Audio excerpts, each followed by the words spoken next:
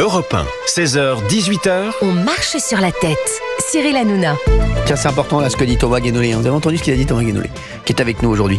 Parce qu'on parlait de ce gars, je le connaissais pas moi. Enfin, je croyais moi, Raphaël Enthoven, je savais même pas qui c'était. Moi, je pensais que c'était un violoniste. Bon, quand tu dis que t'es philosophe, c'est que tu fais rien dans ta vie. Hein. Moi aussi, je suis philosophe. Hein. Je vais te dire, hein, quand je dis, il vaut mieux manger 3 yaourts que 2. Voilà, il a écrit des beaux livres, Cyril, sur Proust et tout ça. Ouais, sur Alain Proust, ouais. Le truc, c'est bon. C'est pas la peine de le défendre, vous, s'il vous plaît. Hein. Il vous reste je déjà... le défends pas. Non, mais je vous le dis, vous irez travailler avec lui sur T18, vous allez voir si vous allez pouvoir vous acheter tout ce que vous achetez avec TPMP. Merci. Quand vous allez faire 50 000 téléspectateurs. Thomas Guénolé, vous disiez quelque chose. Je vous le dis. Oui, vous allez aller travailler avec lui, ça va vous faire du bien. À partir du 28 février, vous allez voir. C'est la liberté d'expression, on défend ses amis ou pas. Moi, c'est pas mon ami. Je trouve qu'il a quand même du talent, mais là, il a fait n'importe quoi. Mais écoutez, on vous a pas demandé votre avis. Allez chercher un Coca Zéro si vous parlez, ou un Coca Light si vous parlez anglais. Merci. Thomas Guénolé. Oui, en fait, on discutait en antenne et j'étais en train de dire que la raison principale pour laquelle il y a cette détestation envers Cyril de toute une partie du paysage audiovisuel français, c'est, si je résume, il n'est pas du tout du sérail. Ça, il pourrait, ça irait à la rigueur. Mais en plus de ça, il fait beaucoup trop d'audience et il fait beaucoup trop d'argent. Le cumul de tout ça, c'est insupportable. C'est une provocation permanente par rapport à quel point eux s'estiment au-dessus du lot. Donc il y a vraiment... Moi, j'appellerais ça, compte tenu de vos origines sociales, moi j'appelle ça du mépris de classe. Et puis moi je fais jamais de mondanité, vous savez, moi je fais jamais. Exactement, pas de mondanité, pas du sérail. Voilà. Donc vous n'êtes pas dans leur microcosme, et vous faites plus d'audience qu'eux, c'est aussi simple que ça. J'ai pas besoin d'eux. Vous savez, moi j'ai besoin que, moi je parle qu'au public. C'est tout le reste là, les chaouches comme ça, vous savez, je leur parle pas. Pour moi, c'est des chaouches. Non, mais c'est vrai. Raphaël Enthoven, pour moi, c'est un chaouche. Excusez-moi, je sais pas qui c'est, je sais pas ce qu'il a fait, c'est un chaouche. Voilà, je le regarde même pas. Et alors, pour que les auditeurs comprennent, c'est Franck Tireur qui a fait donc la revue de Raphaël Enthoven, qui a fait un article sur TPMP, c'est ça? Exactement, sur moi, sur la. Alors que c'est eux qui vont prendre la place de TPMP et ils se permettent de faire un article pour dire, ah ouais, c'est bien que ça s'arrête. Non, mais c'est des génies. Non, très injurieux, le papier. Ouais. Très injurieux. Écoutez, j'espère le rencontrer un jour. Hein. Il va voir ce que ça veut dire d'être injurieux. Allez, Robert. J'espère qu'il sera pas dans le même restaurant que nous demain soir. Il prend foudre. Hein. De toute façon, je le fais sortir du restaurant. C'est aussi simple que ça. Hein. Je vais vous dire, non mais c'est sûr. De toute façon, je vais lui dire, si t'es dans le même restaurant que moi, tu sors. Voilà. Tu finis même pas tes pâtes, tu dégages. Allez, merci. Robert est avec nous des Yvelines. S'il veut pas terminer avec la gueule dans les pénales arabiata, qui sort du restaurant. Merci. Robert est avec nous des Yvelines. Bonjour Robert. Oui, allô? Bonjour Robert, merci d'être avec nous. Bonjour Cyril. Mais vous savez ce que j'ai moi? Bonjour Cyril. Bonjour Robert, moi j'ai de la fermeté. C'est ce qui manque, je trouve, en France actuellement. C'est n'importe quoi. Quand on voit ce qui s'est passé avec ce QTF, voilà, et tout ce qui se passe, il y a un manque de fermeté, il y a un manque. Les mecs ne tapent pas du poing sur la table. Merci Robert d'être avec nous sur Europe 1. Eh bien, merci de m'avoir permis de m'exprimer à l'antenne. Ça fait un moment que j'appelle et je suis vraiment très, très content. Et j'en profite pour dire un petit bonjour à Géraldine, que j'aime beaucoup, parce que je trouve qu'elle est intelligente. Ça va lui faire du bien, jolie, parce qu'elle a pris foudre. Elle est adorable. Elle a pris foudre. Avec le tir qu'elle vient de prendre, avec le Coca Zéro, je pense que ça va lui faire du bien. Qu'on lui remonte. C'est bien, bravo. Bravo Robert. Bravo Robert. Ouais, franchement, vous avez vu Robert, vous pouvez le remercier. Un gentleman. Voilà, un gentleman, il n'y en a pas beaucoup ici. Merci Robert. Robert, alors dites-nous tout Robert. Voilà, moi je suis indigné par tout ce qui se passe, d'où l'histoire d'Oualem et tout, mais c'est une honte. Moi j'ai honte du pays dans lequel je suis. C'est voilà, il y a tellement de, et généralement je suis quelqu'un d'optimiste dans la vie. Mais là, franchement, je ne le suis plus du tout pour ce pays. Je pense qu'on est allé tellement loin. On est allé tellement loin. Comment revenir en arrière? Mais tout est pourri. La justice. Alors, il y aurait des choses à faire. Hein. La justice, je ne sais plus qui a dit tout à l'heure qu'il faudrait changer. Pourquoi pas? Alors, peut-être pas tous les juges élus, parce que ça serait compliqué. Une forme de plaisanterie, de provocation. Oui, mais peut-être que pour chaque département, avoir un juge suprême qui coordonne les juges et que celui-ci soit élu et qui manage les juges. Ça serait une solution. Il y a plein de choses, rien ne va, l'école ne va pas, on est infoutu de regarder les exemples. Parce que je vous écoute tous les jours. Merci Robert. Il y a quelques jours, on a parlé de l'éducation. Est-ce qu'il faut les vacances scolaires, machin et tout? Mais regardons ce qui se passe ailleurs. Vous allez au Canada, Vancouver. Vancouver, les gamins, qu'est-ce qu'ils font? Ils travaillent le matin, de 8h du matin jusqu'à 13h. À 13h, ils mangent, et l'après-midi, de 14 à 16 heures, ils font leurs devoirs en classe avec les professeurs. Donc on est sûr que les devoirs sont faits, on est sûr que les gamins travaillent. Magnifique ça, Robert. Et quand ils sortent, ça serait magnifique ça. Et quand ils sortent, ils font du sport s'ils veulent faire du sport, s'ils veulent lire, ils lisent. Et quand vous regardez l'interview de gamins, d'expatriés, moi, j'ai des amis qui sont partis là-bas. Les gamins, vous savez, pour les enfants, c'est des ados. C'est un déracinement. Eh ben, les gamins, ce sont les premiers à dire on veut plus revenir en France. Les gamins eux-mêmes. Non, mais voilà. Et on est infoutus de regarder ces exemples. Aujourd'hui, regardez l'Assemblée. Mais pourquoi c'est le boxon? On est des mérovingiens. On est dans des guerres partisanes. Je vais vous dire, on peut faire une chose aussi à l'Assemblée nationale. D'ailleurs, d'abord, on arrête de payer tout ce monde-là 7500 balles minimum par mois, parce que c'est le salaire de nos députés, d'accord? Ils sont payés un peu moins, par exemple 4000, d'accord? Ce qui est déjà bien. Et puis, ce qu'on fait, on prend 3 indicateurs. On prend l'éducation. Ça se mesure tous les ans. Hein. C'est pour ça qu'on s'est rendu compte qu'on est en mathématiques l'avant-dernier pays de l'OCDE. On est juste devant le Chili et on est derrière l'Azerbaïdjan. L'éducation, la sécurité, les chiffres du ministre de l'Intérieur, le pouvoir d'achat, 3 indicateurs extrêmement mesurables. C'est facile, on a les chiffres tous les ans. C'est au vert. Les députés ont 10% ou 20% de bonus. C'est au rouge. Ils ont 10 ou 20% de dégrèvement de leur salaire. Eh ben, je peux vous dire que quand on touche au portefeuille, tout le monde travaillerait ensemble au lieu d'être dans ce combat de la droite, de la gauche, ces combats à la con qui nuisent à tout le monde et qui ne font plaisir qu'à eux. Exactement. Donc voilà. Et maintenant, il y a des combats de la droite, de la gauche et de la droite, et aussi même en interne, hein, partout. Hein. Et de la droite, mais là aussi, alors Bruno Retailleau, ok, quand je l'entends parler, je suis convaincu qu'il a des convictions, mais quand même, Bruno Retailleau, il était contre l'union des droites, parce qu'à gauche, ça les gêne pas. Il est contre l'union des droites parce que Bruno Retailleau, qu'est-ce qui l'intéresse au-delà de ses convictions?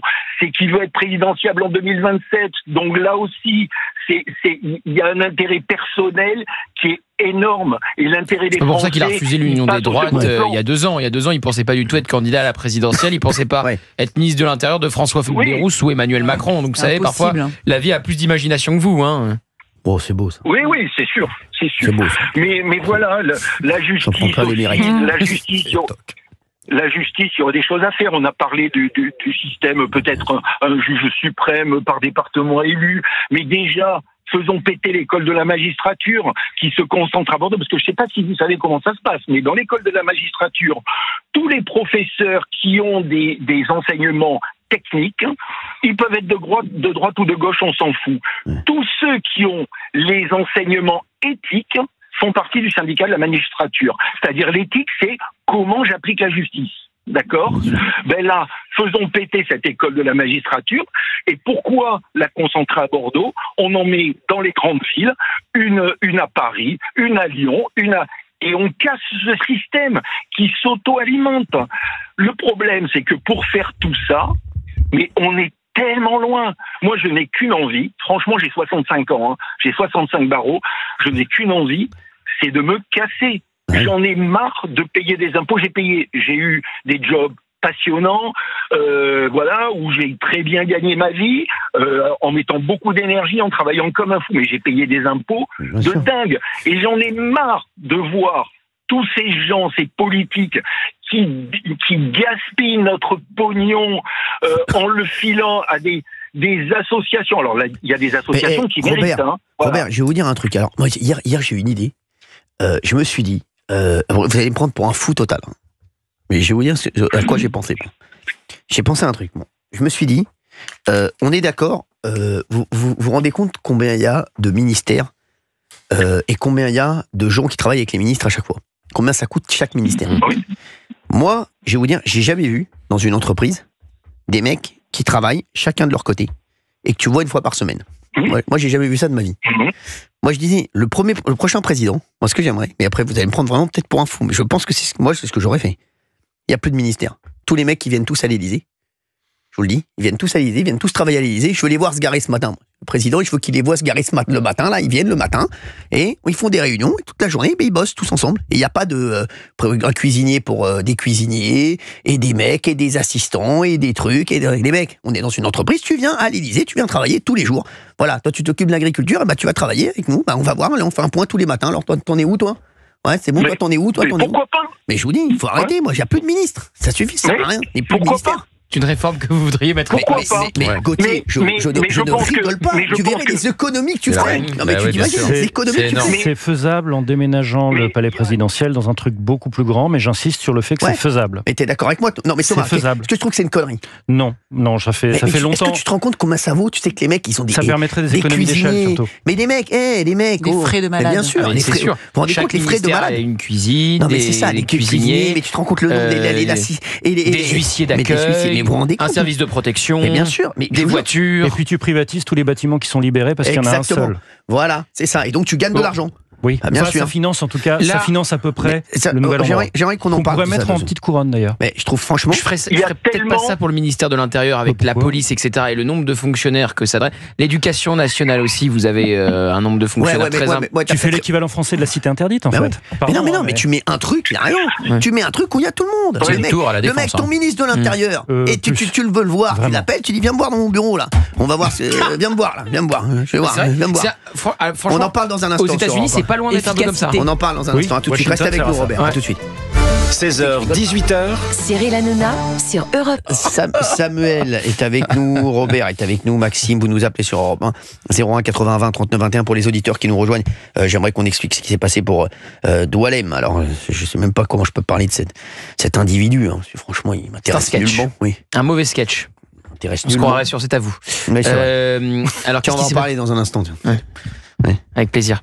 7 influenceurs a donc dans un premier temps été expulsé vers l'Algérie.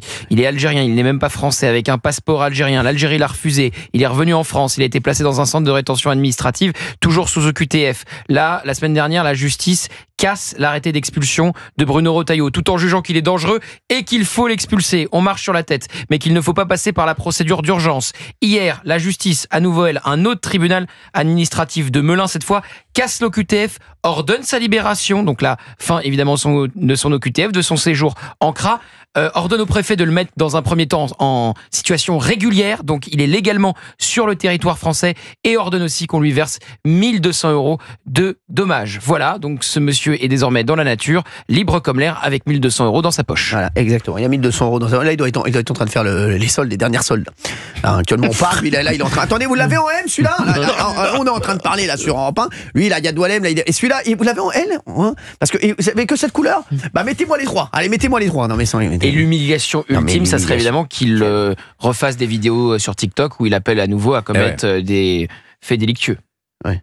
Moi, je me disais en écoutant Gauthier à chaque fois brillamment résumer cette histoire tragique, merci, Gérald, que je ne sais pas si c'est un sentiment ou une réalité soit de tergiversation, soit de laxisme, soit d'impunité. En fait, peu importe que ce soit un sentiment ou une réalité. En attendant, moi, j'ai cette impression que c'est une réalité. Et je trouve que cette sensation donc de justice ou de droit contre la France et contre l'État, en fait, c'est ravageur. C'est ravageur. Et je pense que ça fait exploser le pays. Bien sûr. Parce qu'en fait, ça réveille les plus bas instincts de tout le monde. Ouais. Alors, justement, et en fait, ça fragilise encore plus les immigrés, les étrangers, les binationaux. Je trouve que c'est une catastrophe, en fait. C'est tellement dangereux. On va reprendre Robert. Dans un instant, après, il y a Maxime qui voudrait répondre à Thomas Guénolé sur ce qu'il a dit tout à l'heure. Robert, vous vouliez rajouter quelque chose sur Europe 1 ? Robert. Allô ? Oui, Robert. Oui, nous sommes je suis là. Désolé de vous avoir fait attendre, Robert. Non, mais il n'y a pas de, y a pas de souci. Donc, je vous écoute avec beaucoup d'attention, et beaucoup de plaisir. Donc voilà, oui, j'ai dit ce que je voulais vous dire tout à l'heure. C'est voilà, et puis moi je conseille, j'ai 2 filles, je leur ai conseillé, alors ça va peut-être pas te plaire ce que je dis, mais d'aller dépenser leur argent dans un autre pays, quoi. Parce que vous parliez tout à l'heure, Cyril, vous parliez de les ministères, mettre tous les ministres ensemble. Ok, très bien, pourquoi pas.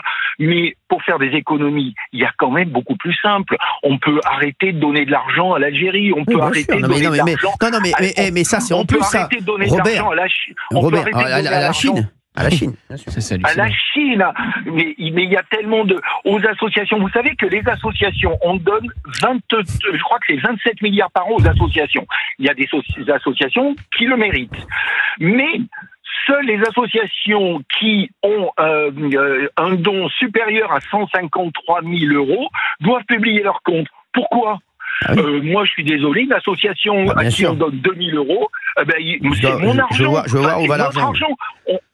On doit savoir comment il est utilisé. Et sur ces associations, alors il y a 2 choses. Il y a ceux qui demandent juste 150 000 euros, comme ça, ils passent sous les mailles du filet. Et sur ceux qui ont des subventions supérieures à 153 000 euros, il y en a 47% qui ne publient pas leurs comptes. Eh ben voilà. Pas de publication de compte, pas de subvention. On va en faire des économies, ça va aller vite.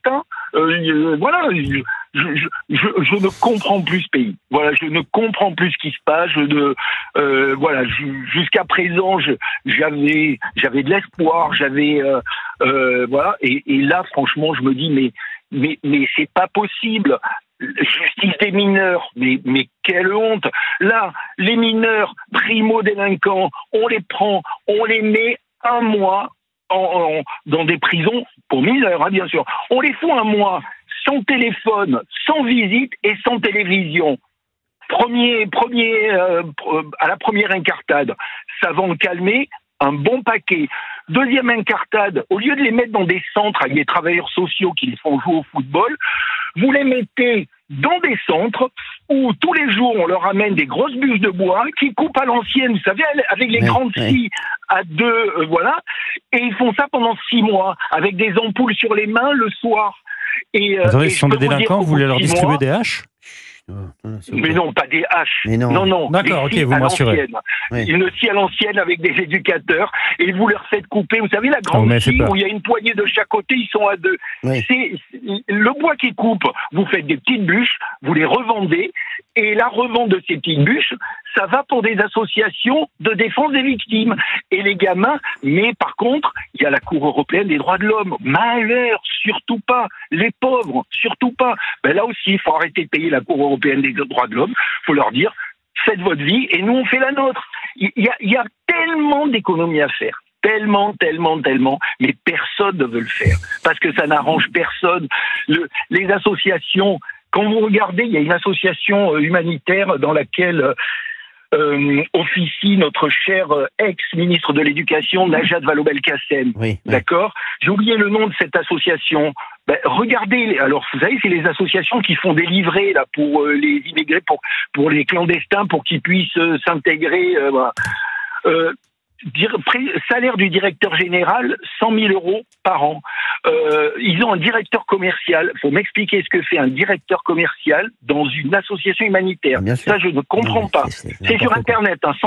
Salaire 120 000 euros par an. Avec notre argent, tout ça. Parce que tous ces gens, ces politiques, ils se replacent les uns les autres. C'est ce que j'ai dit, c'est ce que je dis toujours. Robert, regardez, là, le mec de l'ARCOM, là, le président de l'ARCOM, il est où, la Cour des comptes, là, je sais pas quoi. Il a pris 9 000 boules, là, il va prendre 10 000 boules ou 12 000 boules. Voilà, c'est les mecs, puis ils font une carrière comme ça, planqués, à faire chier le monde. L'ARCOM et les agences et l'autre, j'ai oublié le nom de cette agence, l'ADEME ou un truc comme ça, qui nous explique combien on doit changer l'ADEME, combien on doit changer de slip par semaine. Non mais on rêve. Il y a 1000 salariés dans cette agence, 1000 personnes a priori qui y travaillent. Vous vous rendez compte le pognon que ça fait, qui est balancé par les fenêtres. Alors c'est facile de jouer avec l'argent des autres, mais voilà.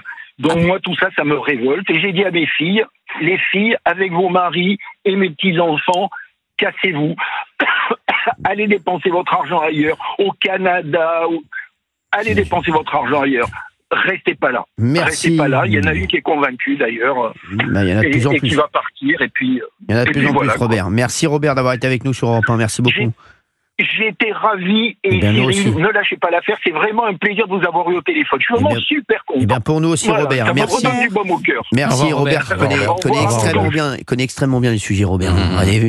Et il a raison. Il y a tellement de choses là, quand on écoute Robert. Pourquoi on a des auditeurs qui nous disent des choses quand même qui sont sensées, et pourquoi les mecs qui sont au pouvoir sont complètement à la ramasse. Ça me rend fou, ça. Oui, Géraldine. Non, mais j'écoutais Robert attentivement. Et bon, sur les associations, évidemment, qu'il y a beaucoup parfois de dépenses et tout ça, mais il y a quand même des associations qui font du beau boulot sur les femmes battues, sur la lutte contre l'homophobie. En revanche, ce que vous avez dit, vous, tout à l'heure, sur justement l'État obèse et l'État surendetté, un truc un peu radical. Moi, en fait, l'État, ça me donne un peu l'impression aujourd'hui qu'il est soit un gros alcoolique, soit un gros drogué. Et en fait, il faut faire un sevrage, en fait. On va pas donner un verre d'alcool ou un joint à un drogué ou à un alcoolique qui veut s'arrêter. Et en fait, l'État, c'est ça. Il faut quelque chose de radical. C'est un peu ce que vous vouliez dire, en fait, tout à l'heure. C'est-à-dire qu'en fait, il faut tout couper. Bien sûr. Bah si. C'est très dangereux de faire ça à la tronçonneuse. C'est des choses qu'il faut faire en faisant très attention. C'est-à-dire que. Mais depuis combien de temps on dit qu'il faut faire des économies? Je suis totalement pour le fait de tailler dans les dépenses administratives la bureaucratie, bien sûr. Thomas, moi je vais vous dire la vérité. Moi, je ne veux pas entendre. Excusez-moi, Thomas. Il faut faire attention. Moi, je fais attention à rien. Ouais, je vous le dis, parce qu'on en s'est entendu, il faut faire attention. Non, mais en Argentine, ils ont pris 6 mois à étudier dans quoi ils allaient tailler, et après, ils ont taillé. Mais 6 mois, c'est parfait.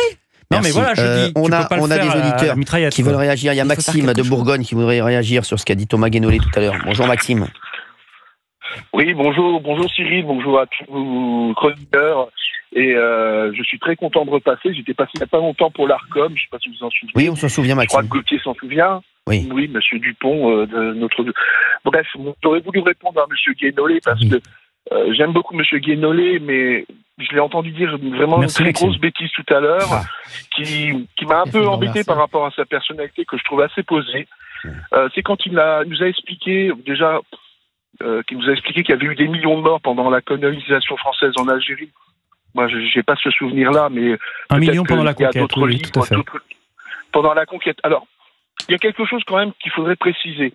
L'Algérie n'existait pas avant 1830. Ah si, monsieur, mais je connais, oui. Okay. Non, c'était sous la domination turque, qui pratiquait l'esclavage. C'était ottoman, bien sûr. Oui, c'était sous... Alors, il y avait plusieurs États. On a une minute 30. Laissez-moi parler, monsieur Guénolé. Je vous en prie, allez-y, Maxime. Longuement la parole. Allez-y, je vous en prie. Quand la France a conquis l'Algérie, c'est pas une gloire d'en conquérir un pays. Il y a des choses qui sont pas belles. La guerre, c'est pas beau. Il y a des morts. Faut le reconnaître. Certes.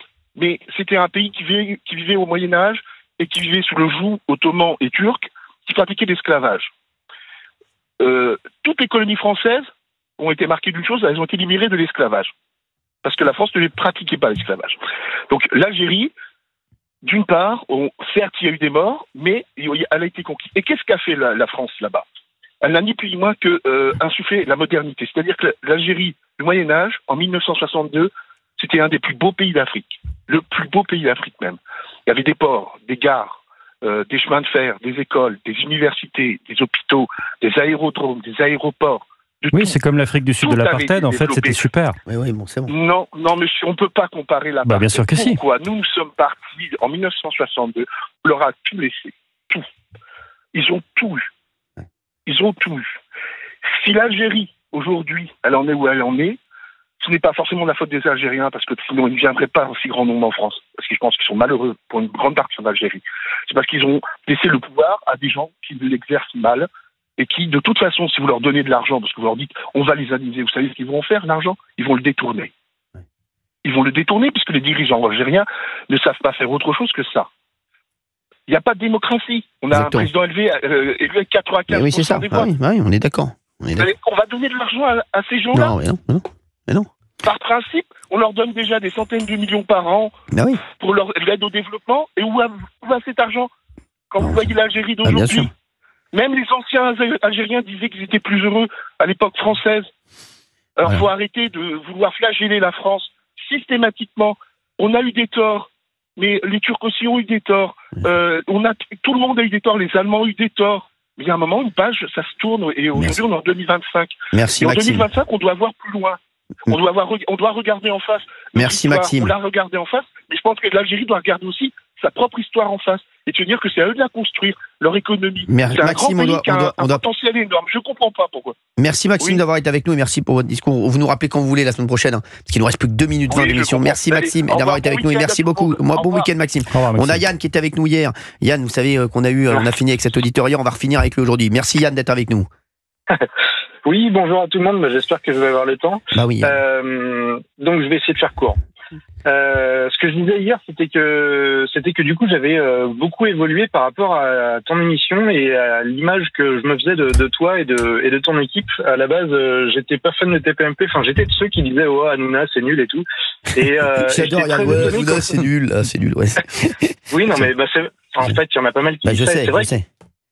Je faisais partie, je me repentis, mais je faisais partie de cela.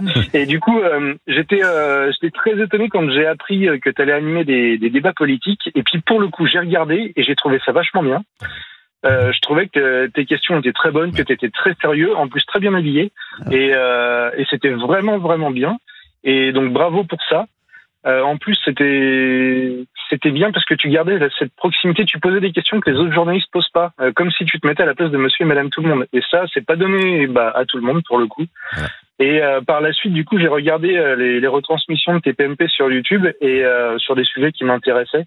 Et j'ai adoré la pluralité d'opinions qu'il y avait, quoi qu'en disent certains journalistes ou l'ARCOM. Ou l'ARCOM, oui. D'ailleurs, leur décision, c'est une honte absolue. C'est eux, en fait, qu'on devrait interdire. C'est l'ARCOM, c'est pas C8. Je suis assez d'accord. Et donc, c'était pour dire bravo pour l'évolution de cette émission, que ce soit toi ou les chroniqueurs, c'est super intéressant, ça oppose des points de vue et c'est vachement bien. Ça me touche après, beaucoup, je suis pas souvent d'accord avec Géraldine Maillet, oui, mais par contre, elle est seule. Mais elle est sympa. Mais Yann, j'ai l'impression que vous êtes plus souvent d'accord avec moi, j'ai l'impression quand même, Yann. Oui, et Gauthier Lebray aussi. Voilà, exactement. Bien sûr. Oui, c'est Tango et Cash. Non, mais merci, voilà. Yann, merci d'avoir été avec nous. Mais Géraldine Maillet est très jolie, par contre. Ah oui, et puis elle est très sympa. Et puis elle a tout. Brillante. Elle a tout pris, vous savez. Merci Yann d'avoir été avec nous sur Europe 1. Merci à vous. Je vous souhaite un excellent week-end, Yann. Merci. De même. Bon week-end. Est-ce que c'est possible d'envoyer un CV pour. Bien sûr. Non, il est plus là. Bien sûr, je suis là. Vous envoyez un CV, on va vous reprendre en antenne tout de suite. Ok Yann. Très bien, comme ça on s'en occupe. Merci, vous prenez Yann, on s'en occupe tout de suite. Merci Yann d'avoir été avec nous. Merci Yann, Yann est parti. Merci à tous, bon week-end. Tout de suite c'est Punchline, c'est avec Thierry Cabane. Bon week-end à vous deux. Il est au fond du jardin. Merci. Bon week-end tout le monde.